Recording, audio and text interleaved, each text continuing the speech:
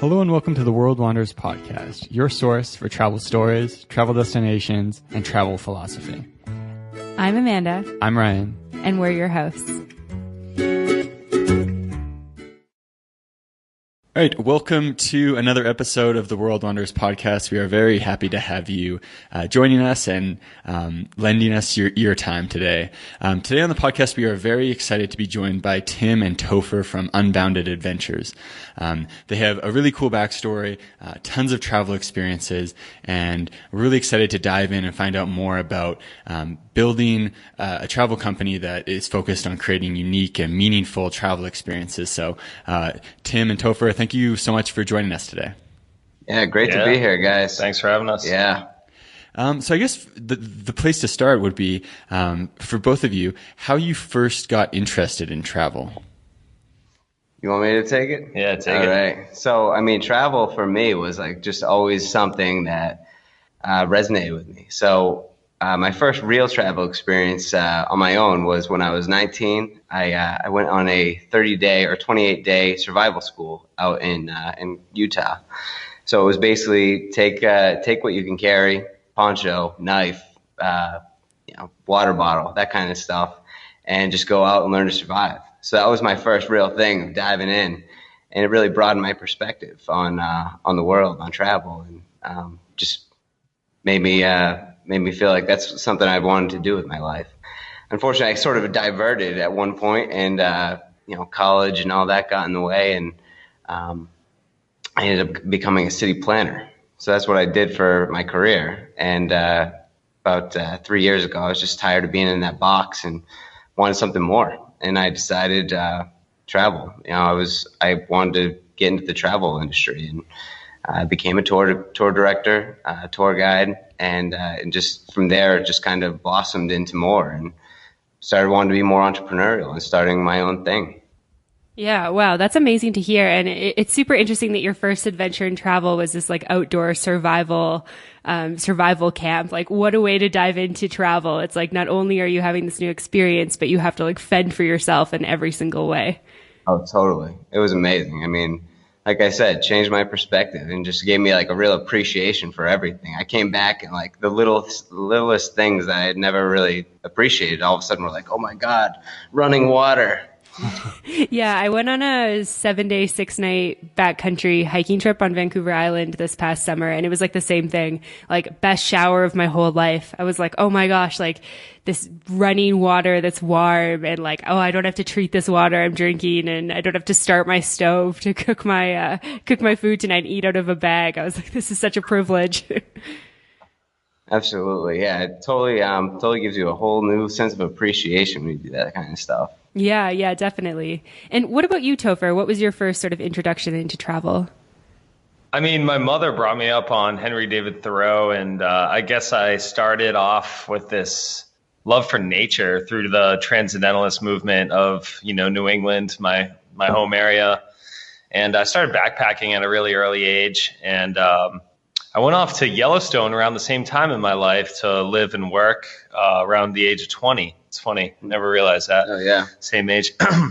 And I just ended up giving away all my working shifts and backpacking Yellowstone and the Grand Tetons. And I deferred from UMass for a semester to stay out west. And I ended up hitchhiking and backpacking from Yellowstone all the way up to Vancouver, British Columbia, and then all the way south to Tijuana. Oh, and wow.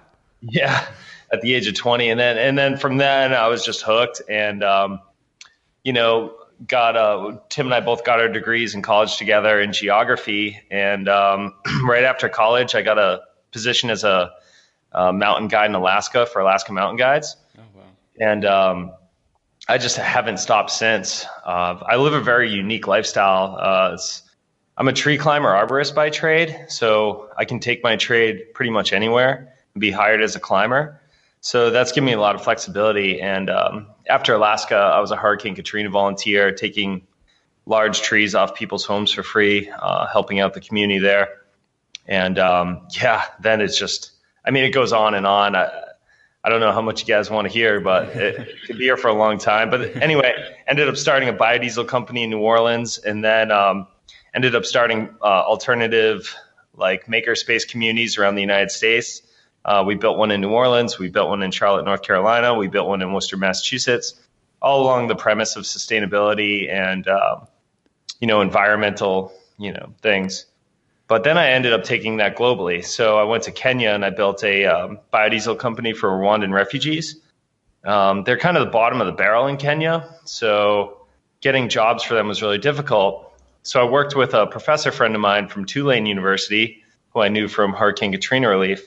And we ended up starting grassroots biodiesel company for these Rwandan refugees to give them sustainable jobs and help them self-empower themselves. And it goes on. I'm curious about that. Following up on that, so starting a biodiesel company in Kenya, what does that look like? Like, what types of? Yeah, it sounds like it would be quite an adventure. Yeah, it was an incredible adventure. I mean, dealing with a developing country and to allocate the resources necessary to construct a business is really difficult. We ended up, my girlfriend at the time and I ended up purchasing a motorcycle so we could get around at our own pace and not have to take public transportation. And we used that motorcycle to go to volcanoes for the weekend and go to national parks and see all the beautiful wildlife, hippos, rhinos, giraffe, gazelle, zebras. It's just Kenya, it's packed full of wildlife. But then there were also these business troubles that we had, basically dealing with small levels of corruption. For instance, if we are supplying a van for an organization with our product, our biodiesel, locally made from recycled waste vegetable oil, then the driver would pocket some of the money.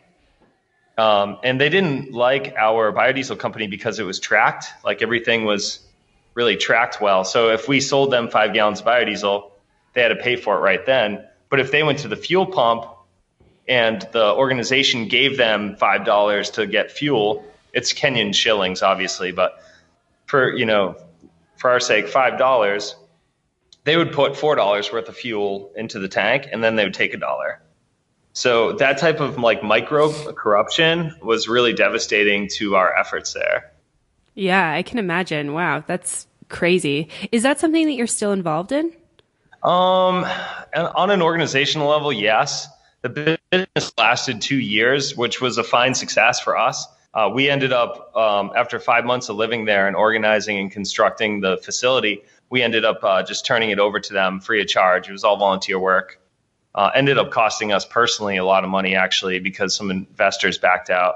But it ran for about 2 years and it gave them a livelihood, these Rwandan refugees.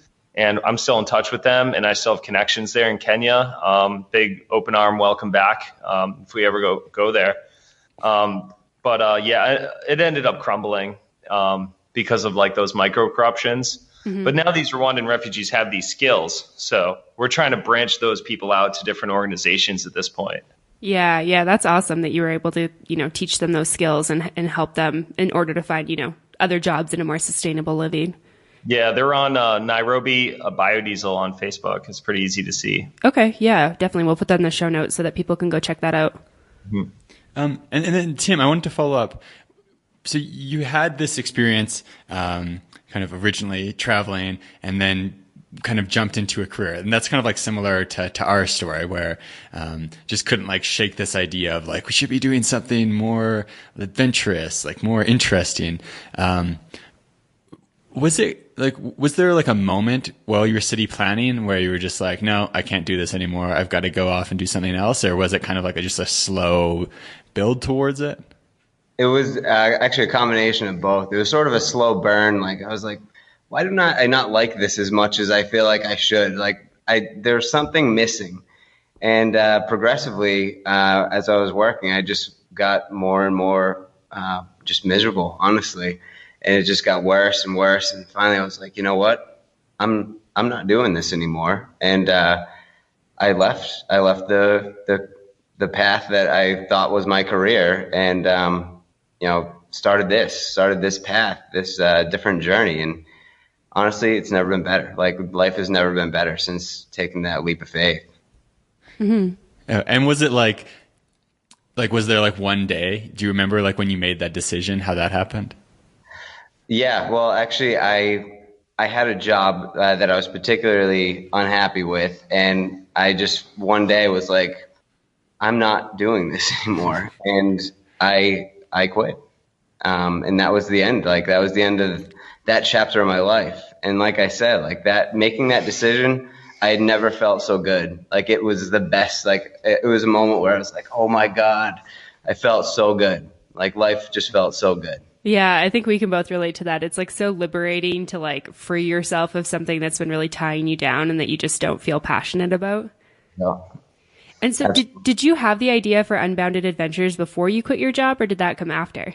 That came after. So, like I said, I got a job as a tour director, and I started doing that, and I love this. I mean, I loved just being out in it, doing it, being with people, traveling. I mean, I loved every part of it, and I wanted to share these sort of unique things with people that I had already experienced with the survival school, and just, I mean, I wanted to share these experiences with people. And that's where really the idea started. That was like the seed. It was like, oh, wow, you know, the opportunity to share unique experiences and show people sort of through a specific lens.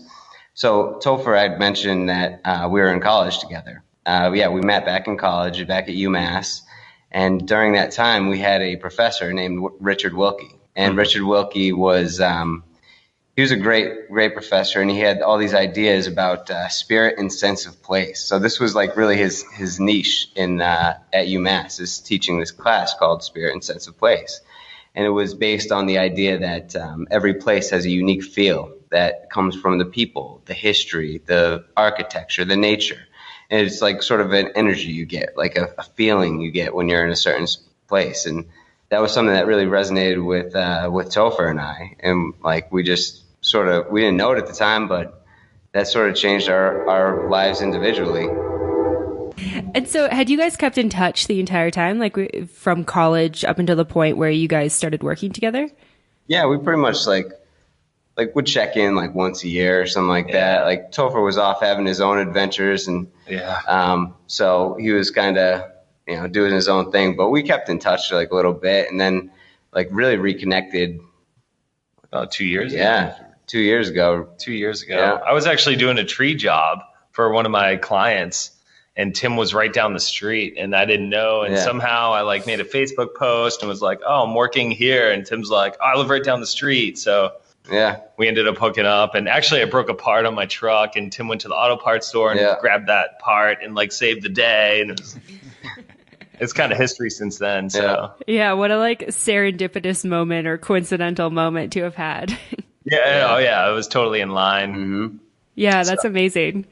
And so was this like, Tim, had you were like had the idea for Unbounded Adventures, and then you guys kind of like your circles kind of like came closer together, and then you decided, hey, this would be cool to work on together? Or how did that come together? Well, I had always I'd seen like what Topher had been doing, and like he'd been doing like just really just cool things. Like he'd been just traveling the world, going all over, and I thought it was really cool, and I admired what he did, because he didn't take the traditional path that I took of like, I'm just going to keep on going to school, and I got my master's degree, and I thought that was the path. He kind of carved his own way, and he didn't like he was telling you, he didn't really care about like living out of a bag. Like that was fine, and like I definitely admired that he was doing that, and he didn't care. He just went for it.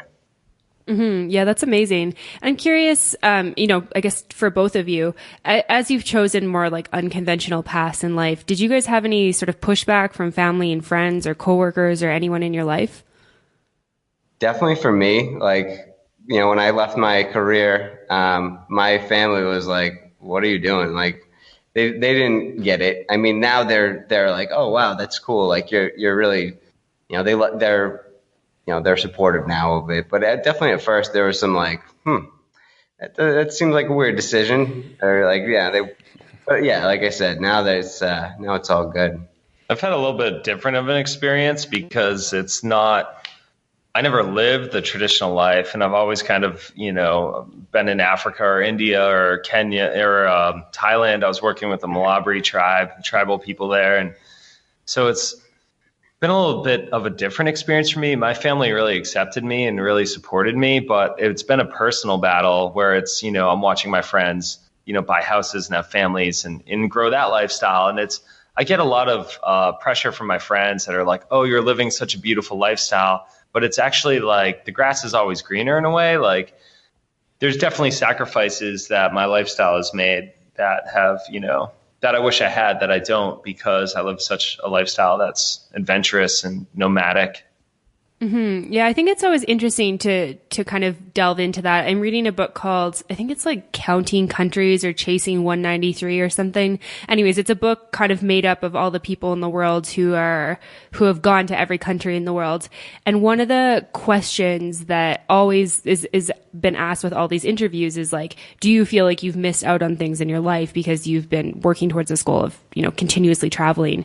And it's interesting reading the different answers, because some people will say like, yeah, in some way I feel like I have, like I've missed birthdays and, people in my family having babies and weddings and all these different things. And then other people kind of look at it from this perspective of like, well, yeah, I guess you could say that I've missed things, but I've also gained a lot that I wouldn't have gotten if I've chosen a different direction. So it's kind of interesting to always think about that. That's pretty cool, because I've been meditating a lot on that idea, which is like community. So like I have friends who like have a barn with a bunch of tools, and the guys all come on Saturday and hang out, and they have this like community that they built in their neighborhood. And I was struggling with that idea of not having that community a few years ago. But what dawned on me is that I have a global community, and it's the same thing, but it's like a different approach to community. So like my community in Kenya, for instance, I could always go there and, have friends, or in Thailand or in India, or, even in Washington or Canada, for instance. So like it's a different kind of style of community that is satisfactory in a different way. Mm-hmm. Yeah, I think that's something that we can definitely relate to. Yeah, we've been kind of moving quite a bit. And so we've like, built up, whether it's while traveling, meeting friends who live in other places, or just like from each of the spots we've lived. So you have this like, so many people you can connect with in so many different places. But as far as like, being here in Mexico City, like we don't have those like steady friends who are like, oh, hey, it's Saturday night, we're getting together with everyone. Right. But yeah, I think it's one of those things that's also true. Like when because we're able to travel so much because of how we've created our lives, when we go, somewhere like if we go to Charleston, where we have quite a few friends, we're there for a limited amount of time, we're really able to like have good experiences with those people. And it's kind of, you appreciate it more because like, hey, I'm just here for this little bit of time to visit with you guys. And then we kind of have to connect remotely after that. So for Unbounded Adventures, what was the first step you guys took? Was it, set up one tour and started reaching out and selling, or how did you first get started? So really the first steps, I just sort of dove in and started trying to learn everything, like learn as much as possible. And that's something I'm still even doing. Like there's just always something more to learn. So I really started, just trying to learn how the industry works, and how to set up a tour, and how to, I already knew how to run a tour because I had been a tour director, but I didn't know how to, like, the back end stuff. The stuff before the tour. So that's the stuff that I really had to start learning. Learning about building a website, learning about, making a social media following and building that. And that's actually a skill that Topher has got. He's very good with that kind of stuff. So Topher has been an unbelievable addition to Unbounded Adventures. Yeah, it's pretty cool. Like Tim approached me, getting back to your question earlier, Tim approached me like a year and a half ago, and was like, hey man, I want you in on this. And I was like, let's take a boat to a remote sand island and go on an all-day hike and talk about this. So Monomoy Island off the coast of Cape Cod, Massachusetts is one of my favorite places in the world. It's extremely remote. There's only a lighthouse on it. It's 5 miles long. Seals, great white sharks, humpback whales, birds. It's just a wonderful place. Ancient shipwreck parts from wooden boats everywhere.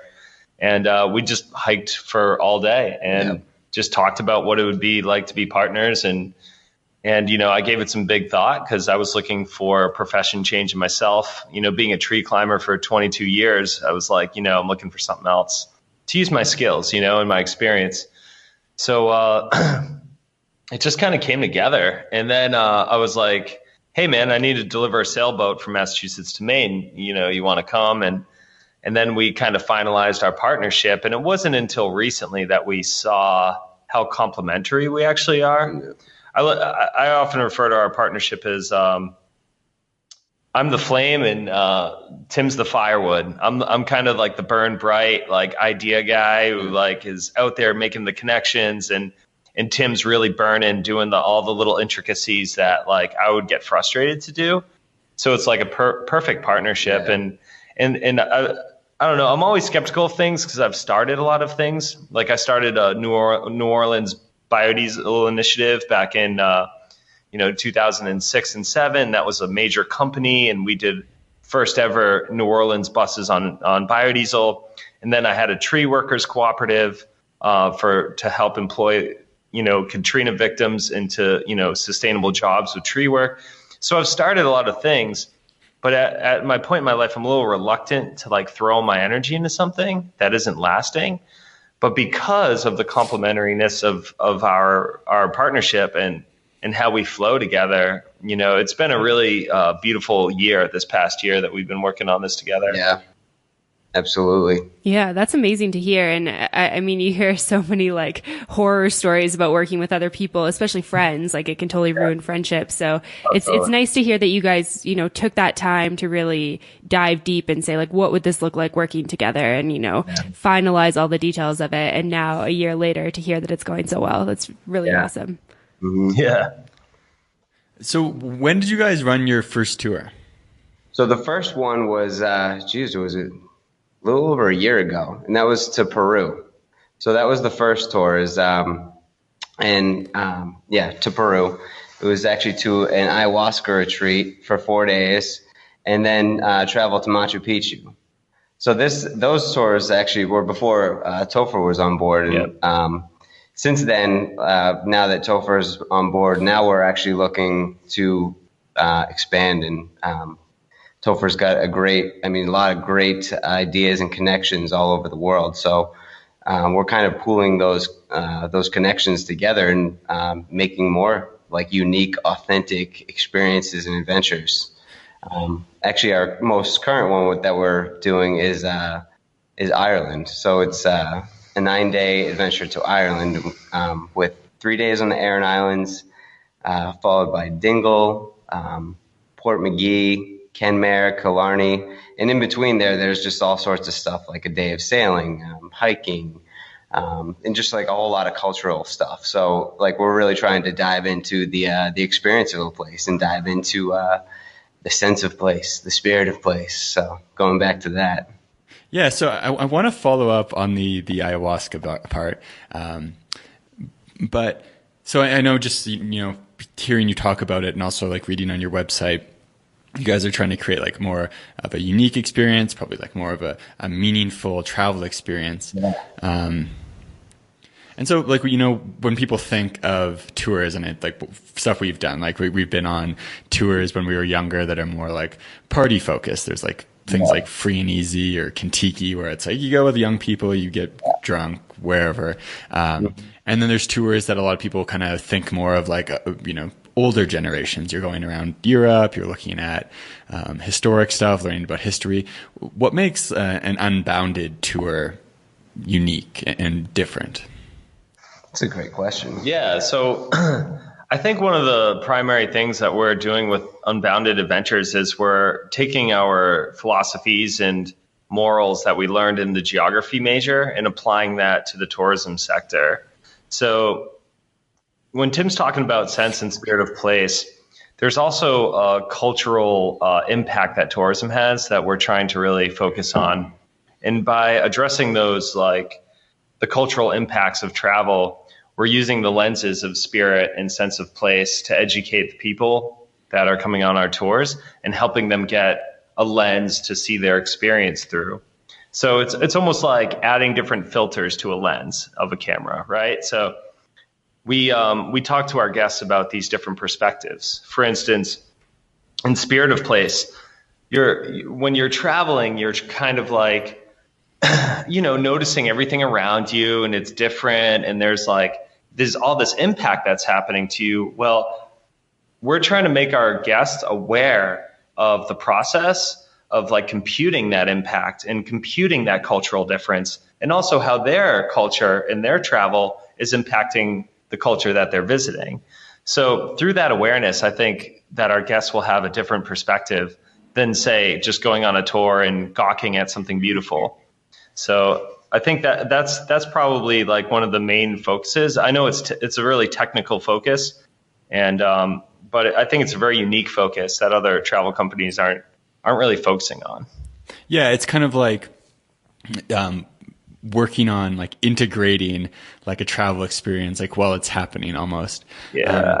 And I think so for us, like it's really awesome traveling with a partner because like we get to have interesting conversations, and like while you're traveling, especially if you're like moving, you have good experiences some places, but then, looking back, like we're able to talk about like, oh, why did we like that so much? Like we've been to other places that had kind of like similar stuff, but didn't like it, and kind of process that information. So it's cool to think about,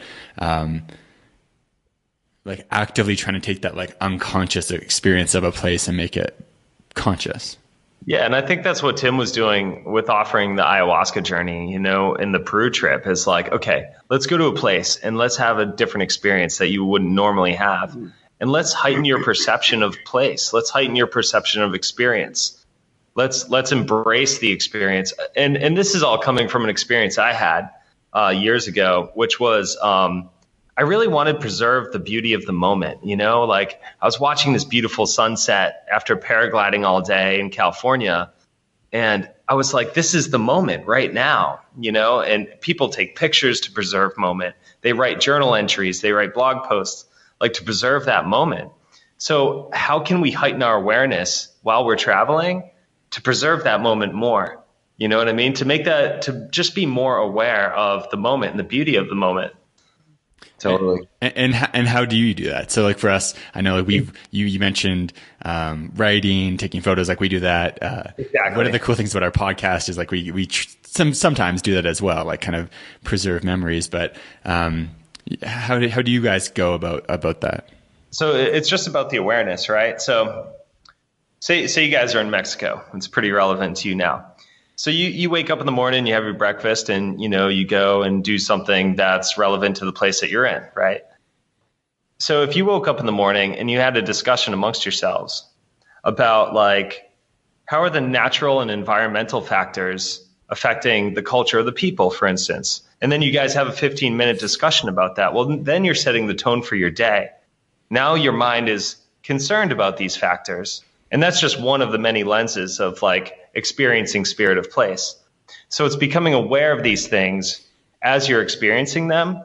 And through that awareness, you have a greater experience because you're being more focused on that. Now you see a monkey in the tree and you're like, oh, wait a minute, that monkey is in the tree because we're in a tropical zone. And you guys are from Canada, so that's a very different experience. So yeah, seeing a monkey in a tree for you is going to be a different experience. But if you're aware of the cultural and environmental and socio, and the lenses go on and on. If you're aware of all those lenses, then you see that perspective through a different lens, and it's heightened. Does that make sense? Yeah, definitely. That's a super interesting way to look at it, and I feel like that is, so different from most of I think the ways that tour companies kind of approach their tours, which is really, really cool. Yeah, we're trying to use like I was saying, the ethics and the philosophies of geography, which were taught to us by our professors, especially Richard Wilkie. He sat us down in a class and we watched the movie Baraka, and it became one of my favorite movies of all time. Just sitting there and watching this movie without any narration and experiencing that, Yeah, definitely. And so I want to go back to this very first tour that was ever run, because I think there's a lot of people out there who are listening who, want to turn travel into a profession. And I think that running a tour company is kind of one of those ideas that kind of comes to mind first.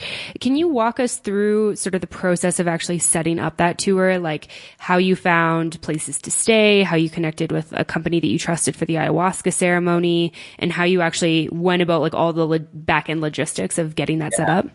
Absolutely. So I actually ended up, I had a contact of this shaman down in Peru, right outside of Pucallpa. And I actually partnered with a woman, Angel, who had been going to him for years. And she trusted him. She thought she loved him. She thought he was great. And for me, that was like, all right, this is a guy I definitely want to use. And when I first started the travel company, I wasn't thinking of like, oh, I'm going to go do ayahuasca. That came much later. Like all of a sudden, I was presented with this connection. In fact, I hadn't even heard of ayahuasca until it must have been about 3 years ago now. I saw a documentary on it, and I was just really interested in it. Just how much healing.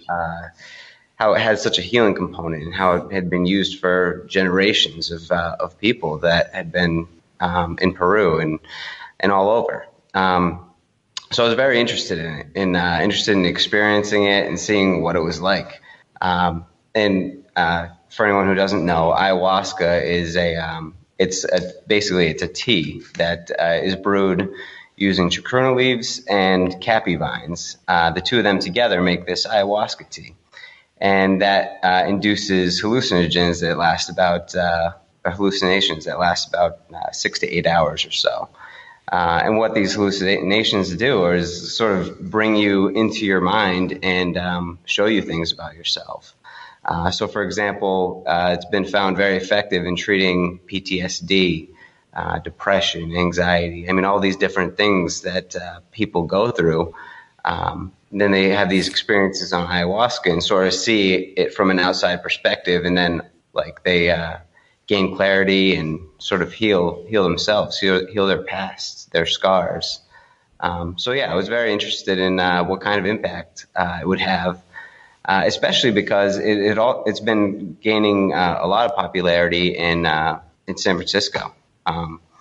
For whatever reason, it's I guess the tech industry is kind of taken to it, and that people want to be the best they can, so they're going there to sort of like figure themselves out, figure out their place, and some people use it for enlightenment. Whatever you want to use it for. I think for me, it's been great. It's been very helpful, and I've seen a lot of stuff about myself that I didn't realize. So it's been a good ride. Yeah, we have. We were in South America in 2014, and we did 2 ayahuasca ceremonies. So for people listening, if you dig back through our archives, we have a couple episodes on it, and one with a friend of ours who had quite a meaningful experience as well. But both of us can relate to that as well. Probably, a couple of the most like impactful moments of our lives in terms of like kind of consolidating our ideas about things and changing our directions. Yep. So yeah, very, very powerful stuff. I imagine it would be hard to be, leading a tour, you're the person who's responsible and taking them, and taking care of like this experience, right? Because, you hear stories. I know as we were preparing, you're like reading all these like stories that are out there. If you Google ayahuasca, it's I think it's getting better now because there's like good resources on it. But before too, it's like news article, like murder, death, everything, horror stories. Yeah. When you're doing a trip like that, do you need to like vet the people who are coming on the trip a little bit, or how do you approach that? Absolutely. I mean, it's something that if you don't have like a good crowd with you, if it's a bad crowd, I think that is going to affect everyone. So obviously having a good group is very important. So definitely like I talk to the people ahead of time and, get to know them. And I want to make sure it's right for them too. I don't want them to have a bad experience. So yeah, for sure. There's definitely a vetting process. Okay, cool. Yeah. So don't want to belabor that topic too much. But so over the past year, as you guys have started to work together, what would you say kind of like the biggest lessons that you've learned? Maybe things when you were starting this company. I know when you're starting a business, things can seem quite clear. You're like, oh, this is going to work, and then you find out, nope, that doesn't work at all. What would you say some of the biggest lessons have been as you've been running tours over the past couple years? Well, first thing I would say is, and then I'll let Topher talk for a second because I know he's got a lot to say on this one. But there's definitely it's a roller coaster. When you're starting off, you're so excited and like, oh, this is going to be great. But then you kind of go up and down, and you kind of have to roll with that. You've got to expect that you're going to have moments where you're not feeling, it's not like, oh man, this is not working, or it doesn't feel like it's going great. So yeah, there's a whole lot of up and down, I think, with being an entrepreneur and working for yourself and getting started, like motivating yourself. Like, all right, I'm going to get up and I'm going to work today. I have stuff to take care of. So yeah. Have you ever seen that? I don't know if it's like a GIF or a meme or what it is, but it's some sort of image, and it shows like the like entrepreneur path, and it's like not straight at all. It's like this totally like curvy backwards up and down thing. And, I work for myself as well. And it's like, some days I feel like I'm like on top of the world and I'm like, yes, I've got this. It's going to be amazing. Then other days I'm like, oh God, I'm not getting out of bed. Like, this is the worst. What did I do? What have I done? Do I need to get a full-time job?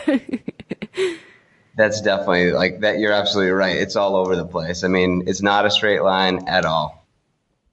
Yeah. And so, yeah, Topher, do you have anything to add to that with like lessons and that sort of thing?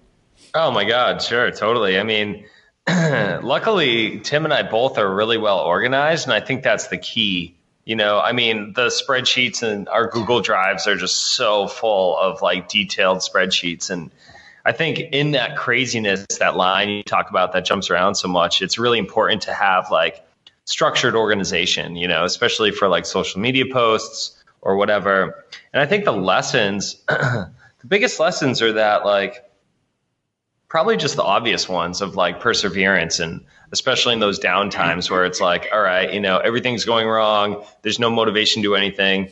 And then, the cool thing about a partnership is that we co-inspire each other. When Tim's like burned out from a trip or something else, I'll come over and I'll have a ton of energy and I'll reignite it, the fire there. Yep. So I think that's pretty huge. But as far as like entrepreneurial, like starting your own business lessons, it's kind of hard to pinpoint like what exactly a lesson would be, because the whole process unto itself is a lesson. And I found that with my other enterprises before Unbounded Adventures.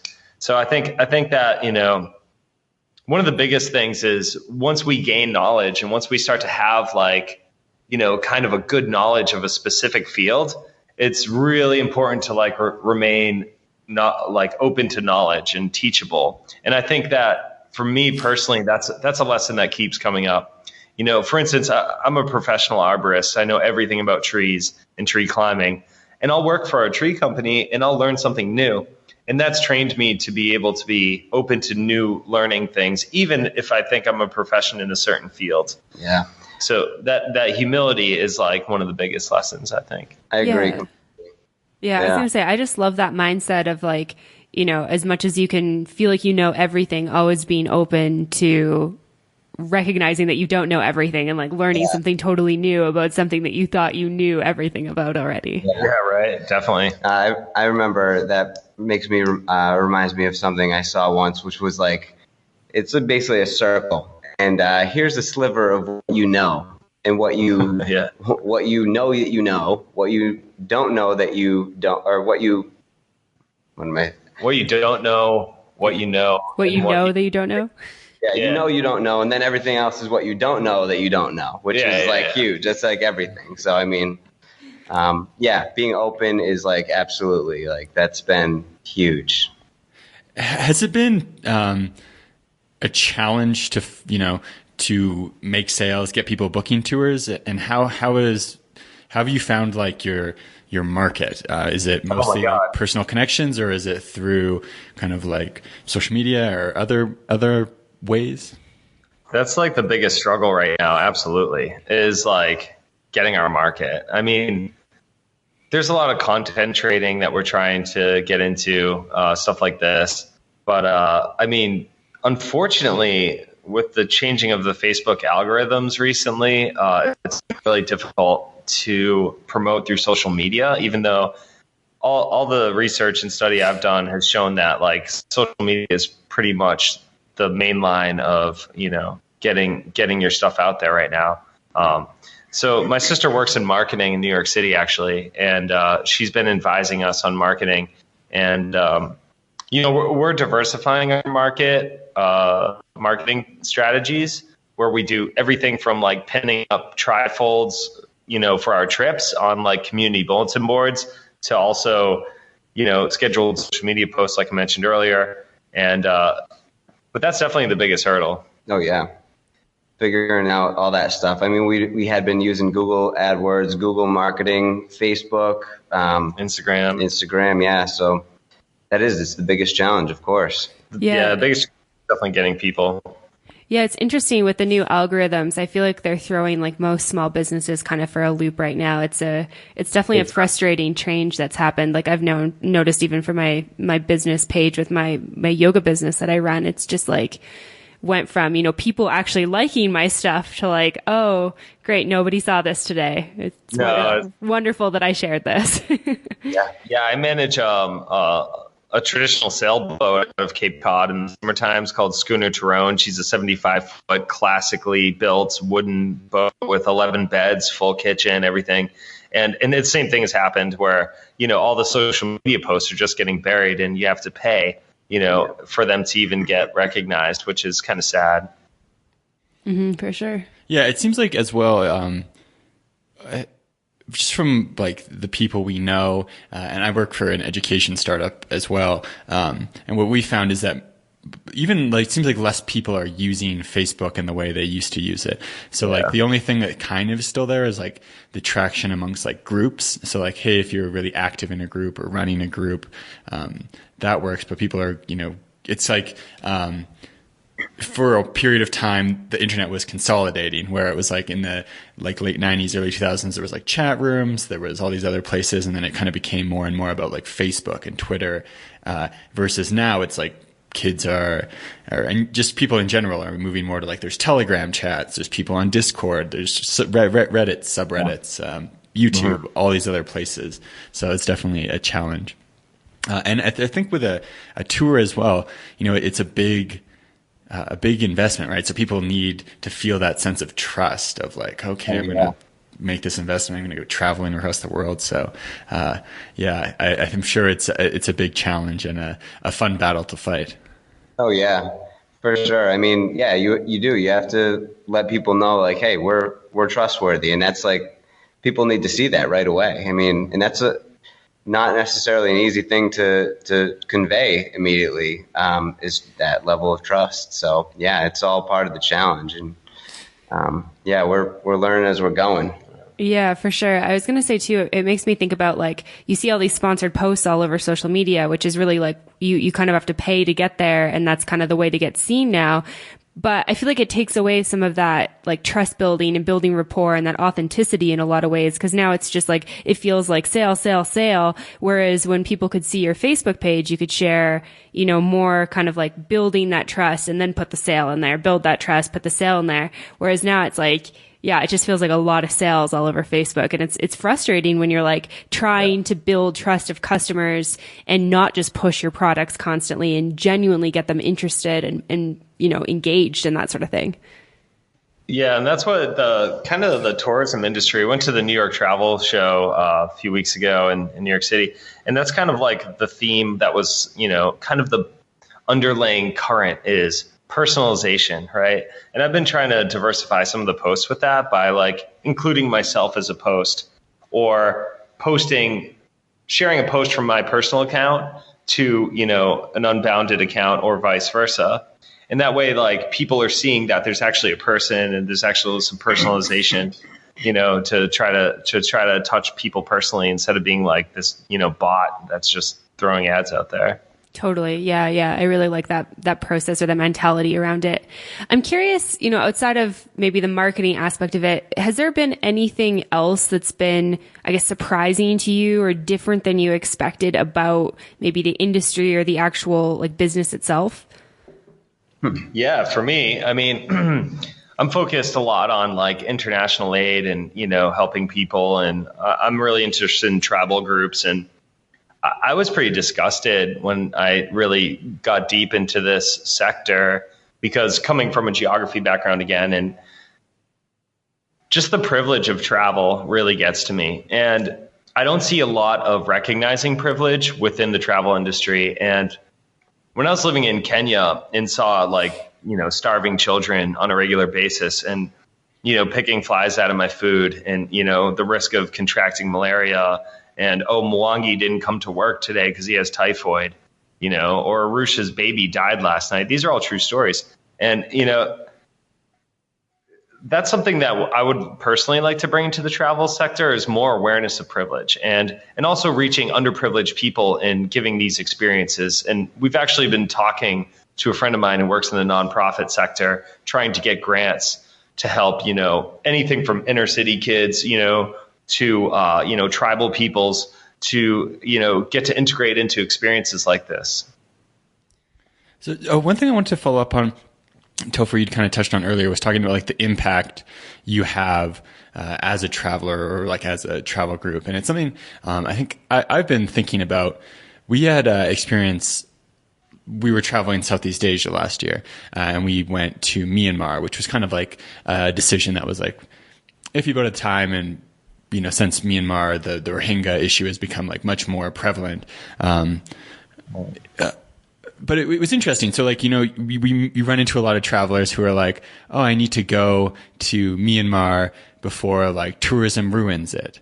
Right. And obviously this was like, people who were like severely oppressed. Tourism is bringing a lot of, able to like support a lot of people who were, really struggling to support themselves before. But then you see like other places in, Asia where it's kind of like, tourism run amok in a lot of ways, where it just kind of, how do you think about that? Like, kind of balance of like, it seems like there's kind of like two directions where people are like, oh, any tourism is going to corrupt things. This is bad, which kind of doesn't recognize the fact that this is improving people's lives by that economy existing, versus like the kind of hard other direction of it. That goes right into what we were talking about cultural lenses, spirit of place, and like the philosophies of geography, and integrating those into the tourism sector, which there isn't a lot of. A great example of what you're talking about right now is what happened after the major hurricanes that swept the Caribbean last hurricane season. And basically what you saw was, the tourism sector was destroyed, right? So people were all rushing to go to the tourism sector to help stimulate the economy. And then there's trickle down economics, which, people, swear by. But I've personally experienced the exact opposite of that. If you go to stimulate the tourism sector in the Caribbean post, natural disaster, what you're doing is you're giving money to major corporations and major industries that, are not really benefiting the local people. Okay, so yeah, you get a minimum wage job. That's better than nothing. But is that really bringing them up to a higher level of experience? And that attitude is something that the tourism sector really needs to recognize, because it has such an influence globally. And basically, like I've had a similar experiences. I'll never forget one, and I have a photograph to go with this. I whipped out my iPhone 4 back in Kenya, and I was playing a game, just like run across the screen, like jump and collect coins. I forget which game it was. And the Kenyan boys never saw anything like that. And these are orphan children. They have no parents. And they're living in an orphanage where I was working. And they gathered around me, and they've never seen a screen like this. This is back in 2012. And they were just like amazed by this. And I look at that picture today and I say to myself, how is that moment culturally impacting them? Is it a positive way? Is it a negative way? And do I even know how that's impacting them? Mm-hmm. Do I know that I don't know how that's impacting them? And I think these are important questions that conscious travelers have to ask themselves. For instance, I went to the Malabari tribe in Southeast Asia, in Thailand. I was brought there by a friend very randomly. And we saw these tribal people. There's only about 350 of them left. I'm still doing work with them, working on some reports and such. And these tribal people were ripped out of the forest by the Thai government so the Thai government could use their land for monocrop corn and stuff like that. And it was we were instructed to take photos with the Malabari people and give them tips. And I was like, okay, cool, let's do this. And these are beautiful tribal people with tattoos. They have no written language, no sense of time, no written calendar, also verbal communication of traditions. And I'm sitting here with this really unique tribe, and I'm like, how am I impacting this tribe? How am I as an American sitting here with this person, taking photos and then, using those photos to show the whole world what's happening, and then like tipping him like $1, and how is that really stimulating his life? And it's controversial, right? We don't know the answers to these questions, but we're seeing the impacts. And that's the only way that we're going to be aware of how our behaviors and our attitudes affect the people that we're visiting. Mm-hmm. Yeah, definitely. I mean, it's definitely not a black and white concept. There's so much gray area in there. And it's something that, we try to think about, especially as like influencers in the travel industry. Like whenever we're putting out content, we want to make sure, we're talking about this in a way that we stand behind. And it is so hard to know what your influence is. And I think Myanmar was an example of something that we were very conflicted on, because there's still a lot of complicated things happening in that country. And we're like, okay, so we're spending money here, but where is our money going? Who is it going to? Is it actually going to the people who need it? And then on the other hand, I was kind of like, when you talk about privilege, it's like, it's really easy as travel becomes easier to forget that there's people in the world who live without so many of the things that make our lives very simple. Like it's become to a point where, if isn't Uber, we're kind of like, oh, like this is like, forgot what like life with Uber was like, or like, oh, there's no Wi-Fi. Like, what are we supposed to do without Wi-Fi? And then it's like, oh yeah, like check yourself. Like, remember that this is a privilege you have and not something that you just innately are guaranteed anywhere. And so I think that, having this experience where travel was a little more challenging in Myanmar was kind of this reminder to me. But then I was kind of like, battled by this, like, where's my money going? Was it, good to go there? Is it okay to go there? Should we encourage other people to go? And, we were kind of a little bit torn on that in general. I think one of the solutions, it's a very, very minor solution, but one thing that I found is building relationships with the locals. And that may sound very general and not very powerful, but it actually is. And I know how to say a phrase in 22 different languages. And that's because when I go to a country, I want to connect with people. If you know how to say, what is it? Like Masungu Majinga, like in Kenya, people will treat you totally differently because you're saying, oh yeah, like in a joking way, you're a rich white man. And you say, no, Masungu Majinga. And they're like, oh, so you're not a rich white man.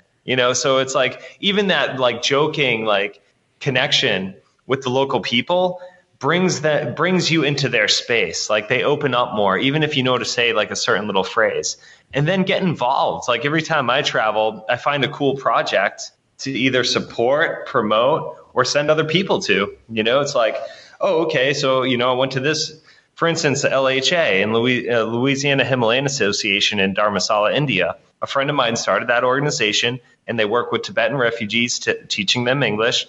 And when you interact with these Tibetans, you tell people about the organization and you send people there, and then you're building a trust between the two cultures, and you're building a positive relationship, and that has a greater impact than any of us can even imagine.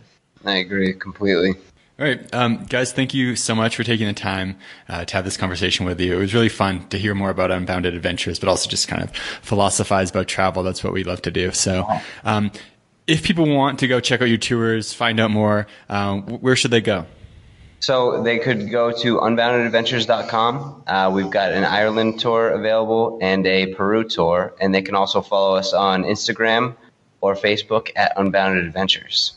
Amazing. And I'm curious, if somebody's like, thinking like maybe I don't want to go to Ireland or Peru, which you're crazy if you don't want to go to either of those places. They're both amazing. Do you guys have any other tours kind of down the pipeline? Any places that you're excited about, kind of in the future? Absolutely. Yeah, we're doing personalized tours too. So people can contact us and hire us as a personal guide to either go ice climbing, paragliding, a couple of things that I'm proficient in, but also India. Like I said, we have a lot of connections there. Very excited. Cambodia. I have some Cambodian friends who have family there. So we're going to do a Cambodia tour coming up. And yeah, we're looking to make this thing, bigger. Yeah. Mongolia is another one. I got some connections there. We're looking into that. Nepal. Yeah, that's amazing. All right. Yeah. Thanks again. Definitely go check out Unbounded Adventures. Yeah. Thank you guys so much. To find more information, relevant links, and photos talked about in this week's episode, check out theworldwanderers.com. If you have a question, comment, or feedback, send us an email at info@theworldwanderers.com. Join our community on Facebook at The World Wanderers or on Twitter at World Wanderers 1. As always, thanks so much for listening. Have a great day. Bye.